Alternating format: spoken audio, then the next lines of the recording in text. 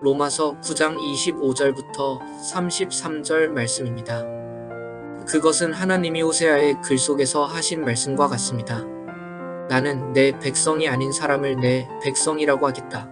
내가 사랑하지 않던 백성을 사랑하는 백성이라고 하겠다. 너희는 내 백성이 아니다 하고 말씀하신 그곳에서 그들은 살아계신 하나님의 자녀라고 일컬음을 받을 것이다. 그리고 또 이사야는 이스라엘을 두고 이렇게 외쳤습니다. 이스라엘 자손의 수가 바다의 모래와 같이 많을지라도 남은 사람만이 구원을 얻을 것이다. 주님께서는 그 말씀하신 것을 온전히 그리고 조속히 온 땅에서 이루실 것이다. 그것은 또한 이사야가 미리 말한 바 만군의 주님께서 우리에게 씨를 남겨주지 않으셨더라면 우리는 소돔과 같이 되고 고모라와 같이 되었을 것이다 한 것과 같습니다. 그러면 우리가 무엇이라고 말해야 하겠습니까? 의를 추구하지 않은 이방 사람들이 의를 얻었습니다. 그것은 믿음에서 난 의입니다. 그런데 이스라엘은 의의 율법을 추구하였지만 그 율법에 이르지 못하였습니다. 어찌하여 그렇게 되었습니까? 그들은 믿음에 근거하여 의에 이르려고 한 것이 아니라 행위에 근거하여 의에 이르려고 했기 때문입니다. 그들은 걸림돌에 걸려 넘어진 것입니다. 그것은 성경에 기록한 바와 같습니다. 보아라, 내가 시온에 부딪히는 돌과 걸려 넘어지게 하는 바위를 둔다. 그러나 그를 믿는 사람은 부끄러움을 당하지 않을 것이다. 하나님의 주권은 인간의 자유의지와 반대되는 개념으로 주로 등장합니다. 대부분의 사람들이 그렇게 이야기도 하고 어쩌면 자연스러운 반응인 것도 같습니다. 그런데 하나님의 주권이 인간의 자유의지와 대치되지 않는다고 한다면 어떻게 받아들일 수 있을까요? 어떻게 이를 이해할 수 있을지가 궁금해집니다. 본문은 유대인의 구원에 있어서 하나님의 선택과 그들의 책임이 모두 있다고 선언합니다. 하나님의 주권과 인간의 자유의지가 함께 선언된 것이라 볼 수 있습니다. 어떻게 그럴 수 있을까? 그리고 정말 이 두 가지를 반대되는 개념이 아니라 함께 볼 수 있다면 우리는 우리의 구원에 대해서 어떻게 바라볼 수 있을까요? 이를 함께 오늘 살펴보았으면 좋겠습니다. 바울은 이방인의 구원과 이스라엘의 실패가 이미 구약 성경에 예언된 하나님의 계획임을 증명하기 위해서 호세아서와 이사야서의 말씀을 인용합니다. 하나님의 주권이 구원을 이끌고 있음을 보여주는 것입니다. 25절과 26절입니다. 그것은 하나님이 호세아의 글 속에서 하신 말씀과 같습니다. 나는 내 백성이 아닌 사람을 내 백성이라고 하겠다.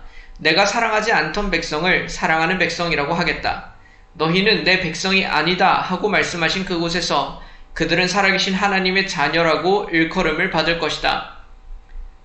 바울은 이처럼 하나님께서 자신의 백성이 아닌 사람을 자신의 백성으로 부르시겠다는 말씀을 인용합니다. 전에는 사랑하지 않았던 백성, 특별히 이것이 이방인을 의미한다고 가르치는 것입니다. 하나님의 백성이 아니었던 자들을 살아계신 하나님의 자녀로 부르시겠다는 말씀으로 당시 일어나고 있는 이방인들의 회심을 설명하고자 했던 것이죠. 이처럼 이방인들이 구원을 얻게 되는 것이 구약 말씀의 성취임을, 하나님의 주권적인 계획이었음을 말하고자 하는 것입니다. 이어서 바울은 이사야서를 인용합니다. 이스라엘 전체가 아니라 소수의 남은 자만이 구원받을 것이라는 말씀입니다. 27절부터 29절입니다. 그리고 또 이사야는 이스라엘을 두고 이렇게 외쳤습니다. 이스라엘 자손의 수가 바다의 모래와 같이 많을지라도 남은 사람만이 구원을 얻을 것이다. 주님께서는 그 말씀하신 것을 온전히 그리고 조속히 온 땅에서 이루실 것이다. 그것은 또한 이사야가 미리 말한 바 만군의 주님께서 우리에게 씨를 남겨주지 않으셨더라면 우리는 소돔과 같이 되고 고모라와 같이 되었을 것이다 한 것과 같습니다. 바울은 당시 상황에서 이스라엘의 소수만이 예수 그리스도를 믿고 구원받았음을 해석합니다. 아브라함에게 약속하셨던 것처럼 바다의 모래와 비할 수 있을 만큼 유대인들은 번성했죠. 그러나 그 중에도 복음을 받아들이는 인원은 소수에 불과했다.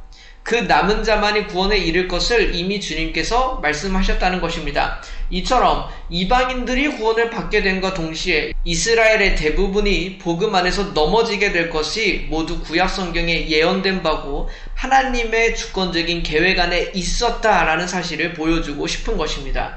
즉 구원의 일이 하나님의 주권과 계획에 달려있음을 증명하고자 했던 것입니다. 그러나 바울은 하나님의 주권에서 이 이야기를 마치지 않습니다. 그는 이어서 인간의 책임을 다루기 시작하는데 본문 30절과 31절입니다. 그러면 우리가 무엇이라고 말해야 하겠습니까? 의를 추구하지 않는 이방 사람들이 의를 얻었습니다. 그것은 믿음에서 난 의입니다. 그런데 이스라엘은 의의 율법을 추구하였지만 그 율법에 이르지 못하였습니다. 바울은 역설적인 상황을 봅니다. 이방인들은 의롭게 살아오지 않은 사람들이었습니다. 이들은 평생을 하나님이 없이 자신을 위해서만 살아왔습니다. 그런데 믿음으로 말미암는 의, 복음을 들었을 때 그들은 받아들였고 그로 인해 의롭다 칭함을 받는 은혜를 붙들게 되었습니다. 반면에 이스라엘은 평생을 의롭게 되고자 애써왔던 사람들입니다. 그러나 결국 그들은 스스로 의롭게 될 수 없었겠죠. 그런데도 아직 믿음으로 말미암는 의를 추구하지 않고 어떻게든 그 의를 이뤄보겠다고 주장합니다. 그래서 이들은 아직도 그 의를 이루지 못합니다. 바울은 이스라엘이 실패한 이유를 이어서 언급합니다. 본문 32절, 33절입니다. 어찌하여 그렇게 되었습니까? 그들은 믿음에 근거하여 의에 이르려고 한 것이 아니라 행위에 근거하여 의에 이르려고 했기 때문입니다. 그들은 걸림돌에 걸려 넘어진 것입니다. 그것은 성경에 기록된 바와 같습니다. 보아라, 내가 시온에 부딪히는 돌과 걸려 넘어지게 하는 바위를 둔다. 그러나 그를 믿는 사람은 부끄러움을 당하지 않을 것이다. 이스라엘은 믿음에 근거하여 의에 이르려고 하지 않았습니다. 어떻게든 자신의 행위를 근거로 자신의 노력으로 의에 이르려고 했던 것이겠죠. 바울은 이들이 걸림돌에 걸려 넘어졌다고 표현합니다. 그 이유는 이제 언급될 말씀과 연관되어 보기 위해서 그래요. 시온에 부딪히는 돌과 걸려 넘어지게 하는 바위는 십자가에 못 박히신 예수 그리스도를 상징합니다. 그분을 믿음으로 우리는 구원함을 얻게 될 겁니다. 그러나 그분을 구원의 주로 영접하지 않는 사람들에게는 그것이 오히려 방해물이요 분노를 일으키게 되는 조건이 된다고요. 당시 이스라엘 사람들이 예수님을 죽이고자 했던 것처럼 우리는 본문을 통해 두 가지를 살펴봅니다. 앞에서는 하나님의 주권을, 뒤에서는 이스라엘의 책임을 봅니다. 하나님의 주권적인 계획 안에서 구원이 주어지고 이루어지고 있는 것이지만 그것이 그저 하나님의 주권으로만 끝나는 것이 아니라 그 믿음을 도저히 받아들이지 않으려는 완악함, 예수 그리스도를 보내시면서까지 이루시려고 하시는 하나님의 뜻을 받아들이지 않는 인간의 책임이 함께 보여지는 겁니다. 이에 대해 마틴 로이드 존스 목사님은 이렇게 말합니다. 앞에서는 하나님의 주권적인 선택을 말하면서 누군가가 구원받는 이유를 설명하는 것이고, 뒤에서는 그들 자신의 책임을 말하면서 누군가가 멸망하는 이유를 설명한다. 정리하자면 이렇습니다. 이스라엘의 실패는 하나님의 예언을 성취하시는 과정에 나타난 것이에요. 그러나 동시에 그들의 교만과 불신앙으로 말미암은 결과이기도 합니다. 이 두 가지 중에 하나만 선택할 수 있는 것이 아니라 이 두 가지 일이 함께 일어났다고요. 우리에게도 두 가지 관점이 모두 필요합니다. 하나님의 주권을 받아들여야 합니다. 그분이 우리를 선택하셨고 부르셨고 의롭다 칭해 주시고 구원으로 인도하시는 거예요. 이것을 우리의 행위와 노력으로 이룰 수 없습니다. 우리는 우리 자신의 작은 죄 하나도 없애거나 깨끗하게 할 수 없는 존재입니다. 오직 하나님께서 행하시는 일이죠. 그 하나님의 주권을 인정하며 그분의 구원을 믿음으로 받아들여야 합니다. 오직 그것밖에 우리에게는 구원의 방도가 주어지지 않습니다. 한편 그렇다고 우리가 모든 책임에서 자유해지는 것은 아닙니다. 하나님께서 로봇처럼 우리를 인도하지 않으신다. 여전히 우리는 우리 자신의 행위와 믿음에 대해서 책임을 지게 됩니다. 죄를 지었다고 하나님의 계획이라서 어쩔 수 없었어 이렇게 말할 수는 없다고요. 오히려 이것은 정말 하나님을 모독하는 말이겠죠. 이것을 함께 기억해야 합니다. 하나님의 계획과 인간의 책임이 신비로운 모습으로 연합되어 우리 삶을 이루고 있다는 사실이에요.